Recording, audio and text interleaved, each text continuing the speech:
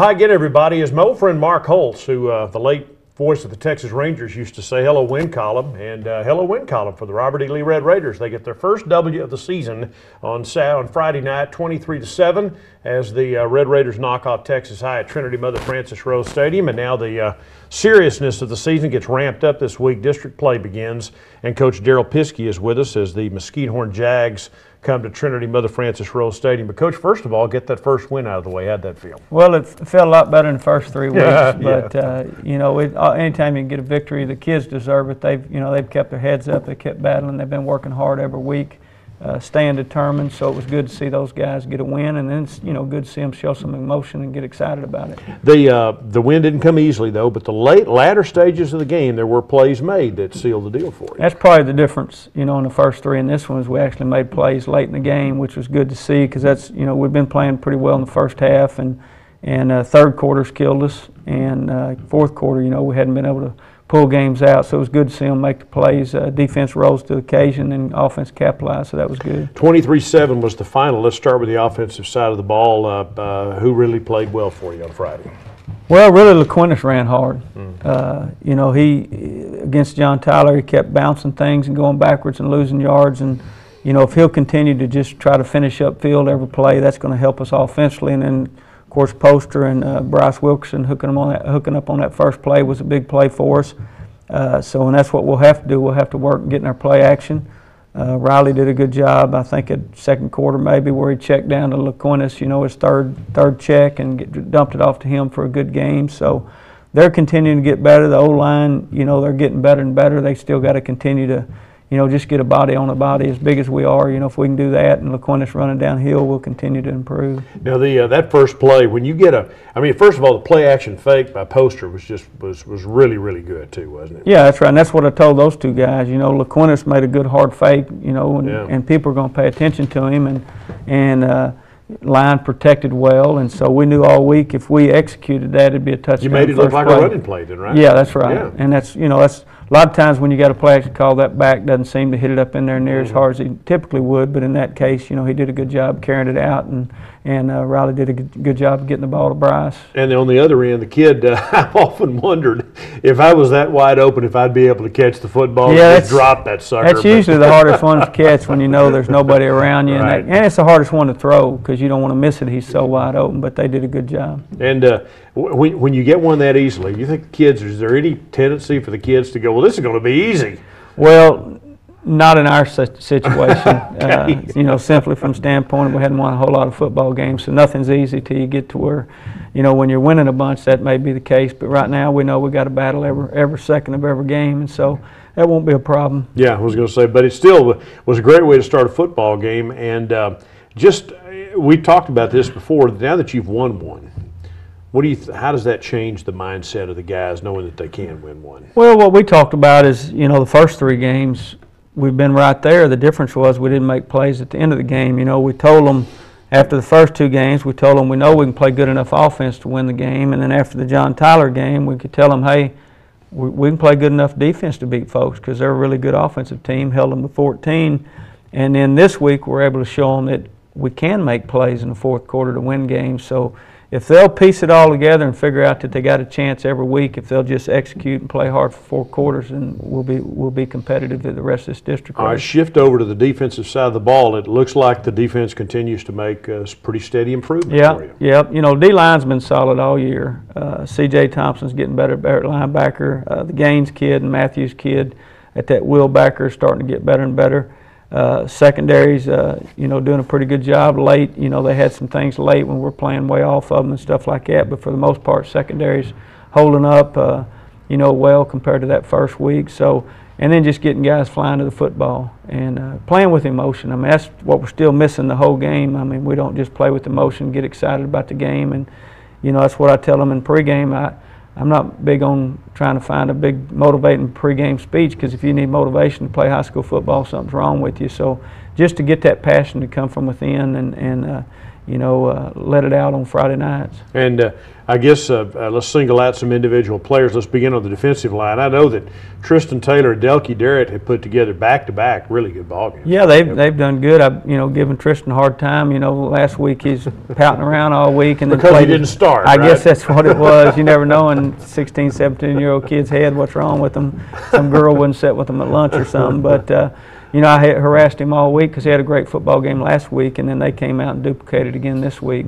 And what did he tell you when you told him? What did you tell him that if you're going to be mad, then that's what we want? Well, he acted like he wasn't pouting, but I knew he was. So every day I saw him, I'd go, "Oh, how we got to do to get you pouting this week?" So no, he's a good kid and plays hard. Sure. Those front guys, and they roll them in. Coach Reed does a good job of rolling him and Edom and Keith Anderson, those guys in, keeping them fresh, and so that helps them. Has your pass rush surprised you with the effectiveness that it seems to have had? No, because they're big and quick. And, Coach Anderson's done a good job mixing in his blitzes with the linebackers. They're doing a better job of a lot of times when your kids blitz, they're like magnets. They just run into some blocker, but they're doing a good job of, finding the crease and getting through it. Yeah, so all right, so that part of it worked out really well. And then from the linebacker point of view, you mentioned you made a lot of changes with that second group back there, that second wave, that linebacker group. How are they playing? Well, they're starting, I think they're starting to mix in pretty good. They, the tunnels, of course, we got to use our hands more off the edge. We'll keep getting cut on the tunnels out there and gives them some grass to work with. And, of course, everybody we play is going to have people out there that can do something with it if you give them space. So, outside backers have to get better at using their hands, not getting cut out there. But overall, those four, 2 inside, 2 outside guys are getting better. Will linebacker, like I said, the Gaines and Matthews kid continue to improve. They hustle, they read the keys and go to football. So, they'll get better as we go. And the good news on that is they're both underclassmen. Yeah, one's sophomore, one's a junior. So, that's going to help us in the future. But we want to roll right now. We want to win some now, right? That's right. But they are playing, and then Spencer Bora. Of course, he had the big sack of Greg Ward in the John Tyler game 2 weeks ago, and had an interception this week for you. And he's now playing a linebacker position, is he? Yeah, we've moved him. We've tried Spencer everywhere, and he started out playing corner and ended up being the backup corner. And just watch him on special teams. He's down there knocking people's head off, and getting bubbles on, poster every week and stuff like that. So, we just kept looking for a place where he could help us, and I think we found it. Yeah, and so now the defensive backfield challenged every week because there's a lot of these teams are throwing the football now. How are they playing? Yeah, they're getting better and better.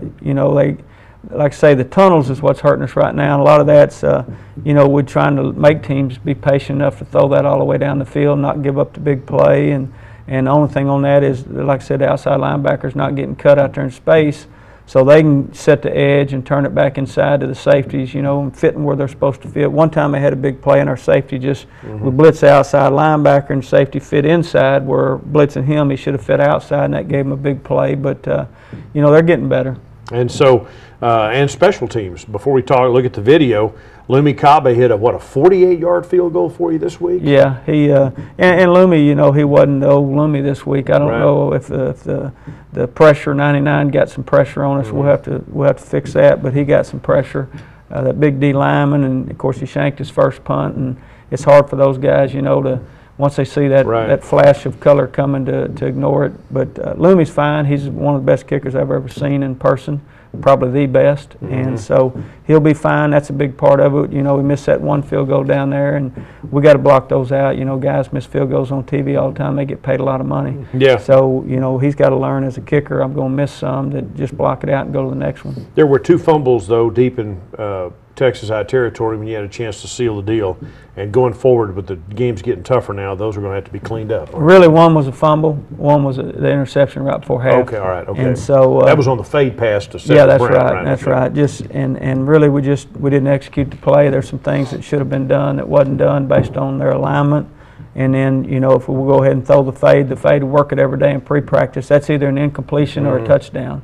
You got to throw it outside, and we lined up too wide, and then we threw it inside and didn't make a good play on the ball. So that was a big one, to let them back in the game. And then, of course, when we went down there, and then I think LaQuintus fumbled around the 10 somewhere, after we'd pounded them pretty good driving down the field. That's the big things that let teams back in games, and that's the kind of mistakes we've been making, I guess, for 3 years now.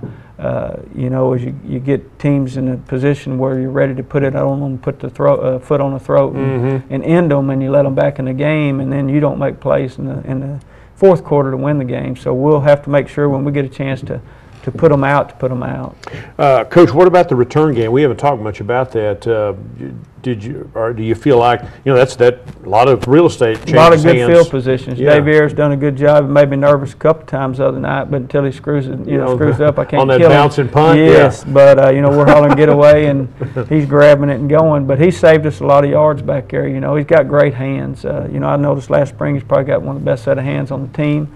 Of course, Bryce Wilkerson, those guys have done a good job on kickoff returns, and that's a big thing when you change field position with your returns. Yeah, people pay attention to who's starting on offense, who's starting on defense. People, maybe they should pay more attention to who's the middle guy on the kick coverage team and stuff like that. Well, and that's what we try to tell them, how important it is. I mean, surely they know it. We spend a lot of time. Really, we probably spend more time than anybody in the state of Texas on special teams, and so we're about an hour every Monday on nothing but special teams. So.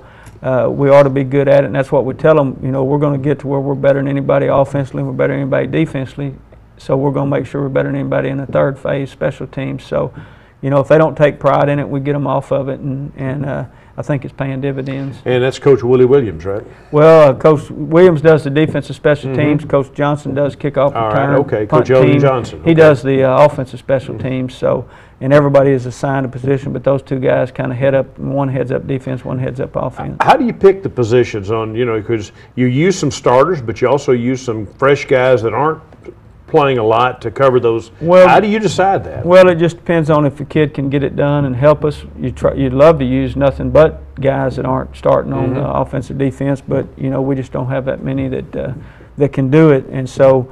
You know, we let those guys that aren't starting fill in the ones that can get it done, and that's a lot of those guys. That's their chance to get in the game, make a difference in the football game, right.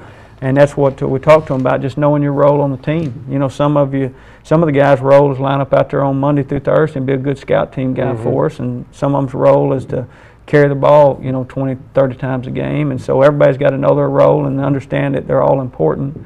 Every one of those little pieces to the puzzle are important, because if you don't have a scout team guy to go against. Right. You know, we do a scout team captain every week. Somebody's got out there and got after it for us in practice, and so, you know, those are important parts. And he gets to go take the coin toss, He's right? one of the guys that go out every week on the coin toss. So, you know, just try to let them all know that it all takes all of us. You know, every guy, even though, you know, the managers that are getting us water. I mean, they're just important as LaQuintus or Riley and those guys, because I'm not going to get them water. So they, you know, I make sure they treat them right and know they're important. Absolutely. All right. Coach Piske brings along, as he always does, some happy game video this week after the Red Raiders knocked off Texas High 23-7 on Friday night. So let's roll the tape and take a look at Robert E. Lee's win at Trinity Mother Frances Rose Stadium. The kickoff to start here, kind of a tight shot here, isn't it? Yeah, I think he'll have the wide here next. That's Bryce Wilkerson, had a left return on. Guys did a good job blocking, got a crease. You know, get the ball out to the 37-yard line. Here's a fun play. This little play action seam pass to Bryce Wilkerson, but you see LaQuintus carry his fake out. They all go with him. And then, of course, Riley, you know, that guy that wide open, that's the hardest throw to make, but he did a good job. Bryce did a good job. First play of the game. Like to start like that every week. Yeah, no kidding. 7-zip, Robert E. Lee. All right, now you're on defense.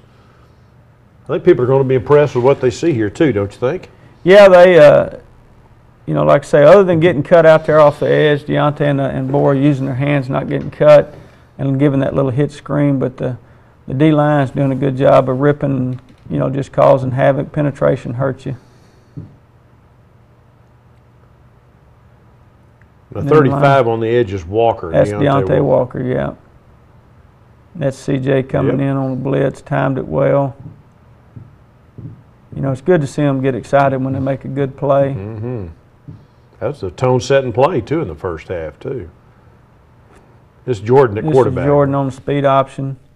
Did a good job of kicking it and getting positive yards. And, you know, he's still getting his feet wet, so he better get them wet quick now that we're starting district. And Marcus White back on offense this past week. Yeah, that's big. Quintus makes a good cut there and just hard to bring down. He's strong. If he gets his pad level down, I wouldn't want to tackle him for 4 quarters. Here's a 48-yard field goal. Loomis field goal here. He's got the leg. He kicked one in practice the other day, and he pulled it left about 2 feet, but I went down there and looked and stepped it off, and he can make one from 70. So I'd like to see him kick one. So you're going to let him try it one of these Yeah, days, I mean, he's maybe. got the leg. Yeah. But this is what wins. That defense like that That's can win right. you some games. That'll win. That's what we tell the kids. Our goal is to hold them to 14 points, and if we'll do that, you know, we'll be in every football game. Probably Poster just was passed. throwing a little quick out to Marquiston there.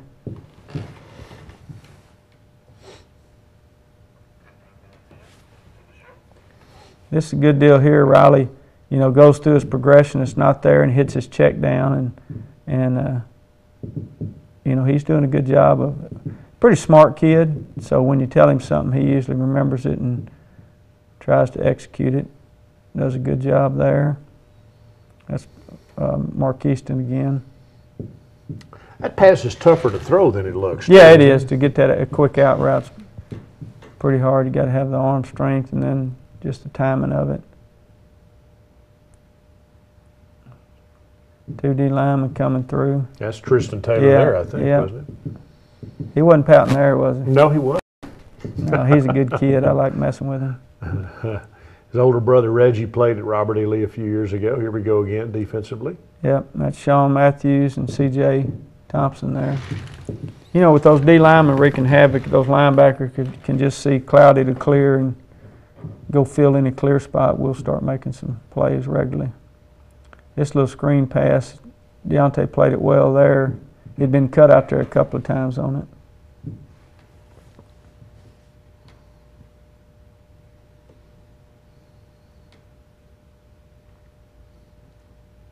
They had a pretty good running back, too. Yeah, had some yards. Everybody's going to have, you know, we're not going to play him back. Doesn't have good skilled kids and good running back. I think it's Gaines there, little sophomore kid. And you missed 31 tackles in the first, 32 in the first game, so that's gotten a whole lot Yeah, it's better. gotten a whole bunch better, and, you know, hence we're playing better defense. So funny how simple it is. If you just tackle, you play good defense. Simple game, really, right? In the end, it's a simple game. Just a big play here. That was a fourth quarter play. Fourth down, yeah. Yeah, fourth down, fourth quarter. Yeah, big time. Good time for it.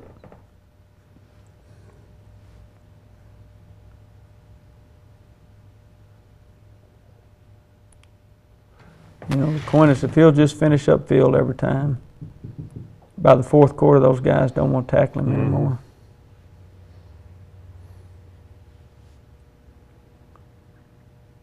Nobody to throw to. Yep, secondary did a good job. That's Spencer's pick right there. Set us up for a touchdown here. That helped seal the deal. Yeah, you know, those are big right there.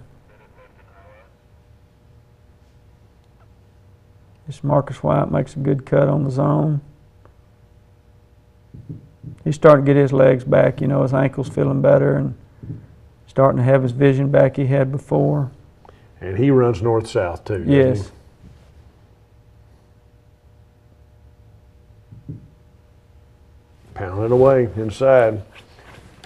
This may be, no, this is not the touchdown play, I don't think. Is it? Yep.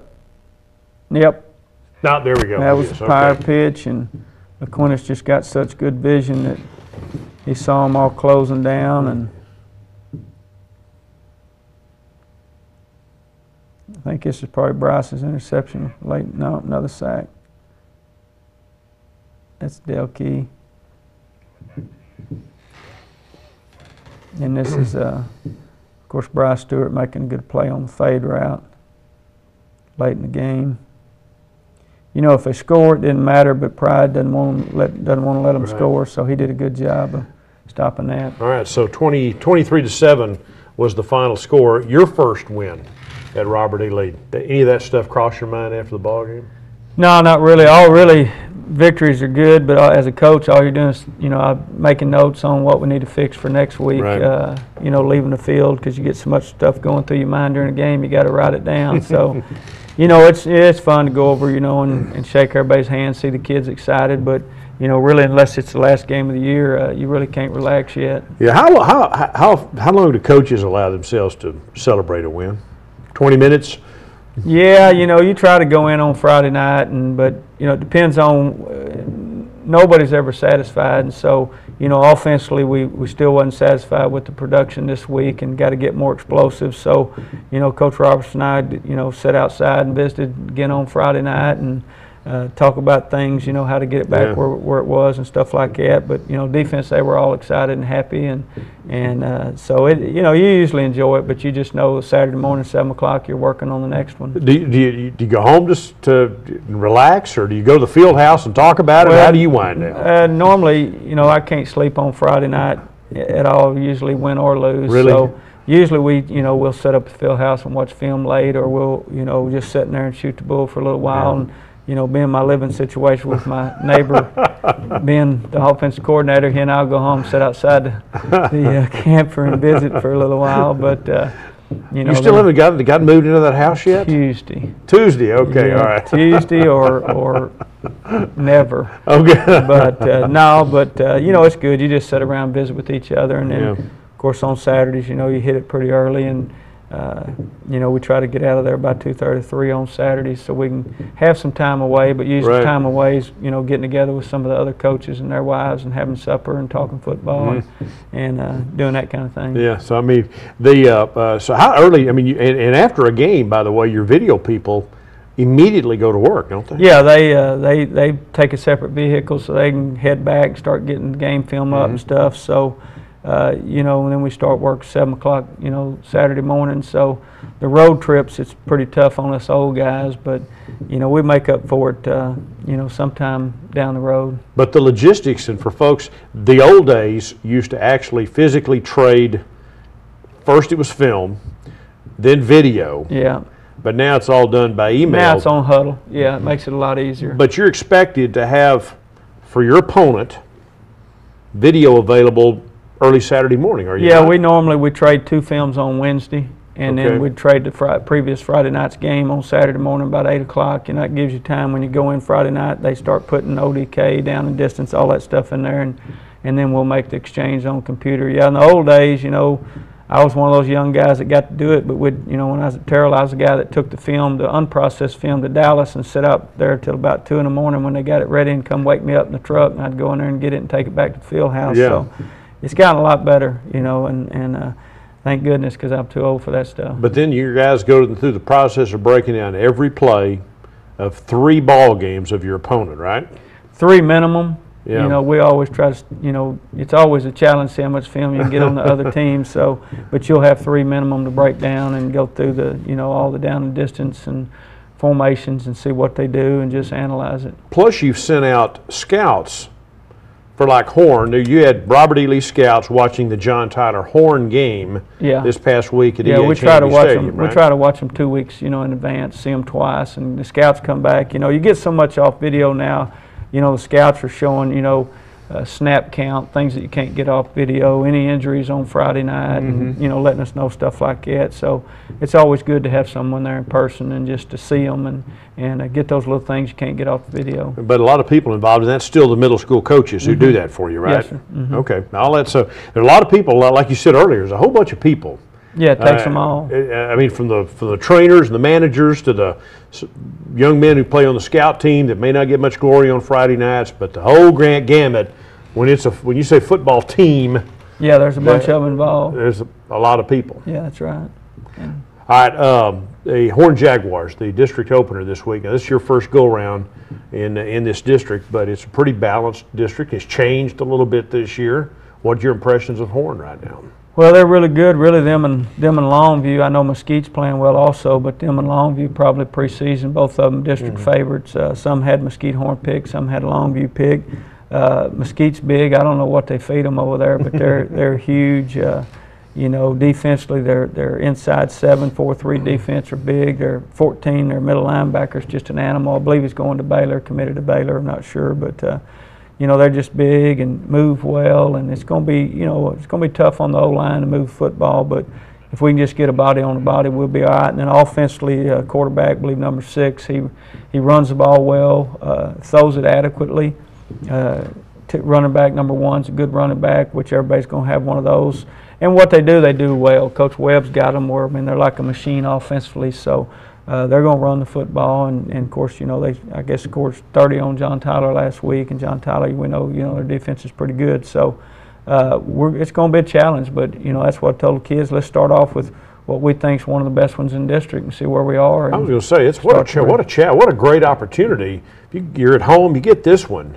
I mean, that's a huge step toward the playoffs. That'd be a big time, to get this one. And so, looking at film, analyzing film, if we play a great football game on both sides of the ball, and then special teams play well like they have been, we'll be in the football game. It's just who's going to make plays in the fourth quarter. Now, they're not a classic, then a spread football team. No, they're going to spread you out, and they're going to use a little sniffer back and move him around. Now, what's a sniffer back? That's a little guy kind of right behind the line. I say little, big guy right behind the line of scrimmage, like a fullback, moving him around, stuff like that. And they're going to do a good job with that. But what they do, they just do it well. They don't do a lot, but they do everything real well. Block, big old line, so their old line's good, and they come off football. Really, they're just a great football team. Yeah, and they're Horn's not that old a school, but they've made pretty good strides in a short period of time. They defensively, then, are they a 4-3, 3-4? They're a 4-3 defense, and they're going to try to keep 7 in the box, and they're going to be lined up to stop the run, so we're going to have to throw it off the edges and play action, stretch them vertically with play action, do that kind of thing. Really just be sound, don't turn the ball over. Running backs, if we'll just continue to run downhill and run hard, and that's the biggest deal is getting our linemen to understand we just need to get a body on a body. If we can get a body on a body, then our backs can make cuts. Does Horn run much option out of that? Not a whole lot. They do run it a little bit, just like everybody. We're throwing in some option. Now, Horn does a good job watching them defensively. They did a good job, defending the option, and the teams that we've seen run option against them. So they're not, it's not like an old Veer team where they're just out there getting after it. We got to have all your option responsibilities down, but they will do some speed option and stuff. So the defense will be ready for it. Got any overall thoughts on the district? I mean, you haven't had a chance to see, but this is a new group. Rockwall schools are involved now. What have you heard so far about the way everybody else is playing? Mesquite's got a quarterback that's just winging it everywhere, and they're 4-0, doing good. Mesquite Horn really, had the upset loss to Duncanville. I don't consider losing John Tyler an upset loss because John Tyler's that good. But, so I knew they were solid. And, of course, Longview's Longview. They're going to play great football. They lose that Caraway, the quarterback kid, for the year, and then they put up 45 or something like that on Lufkin. Rockwall He's got 2 great defensive linemen. Rockwall, Coach Smith's had a lot of success, so they're going to be ready. So really all of them, North Mesquite, going to have some great athletes. So every Friday night it's just who plays the best football game. It's an interesting district, and there's been some real knockdown, drag-out ball games. You looking forward to it? Yeah, I'm pretty excited about it. Well, all right, good luck, Coach. Thanks a lot. Yes, sir. And again, that's coming up on Friday night. Again, that's a home game for the Red Raiders at Trinity Mother Frances Rose Stadium against the Horn Jaguars. The kickoff is at 7:30 on Friday night to open district play. So the Red Raiders coming off a win, looking for another big one. Instead of being, they'd be 1-0 because it all starts over this week with district play. The Red Raiders deserve and need your support out of the stadium on Friday night as they take on Horn to open district play. For Coach Piske, I'm Bill Coates. Thanks for joining us.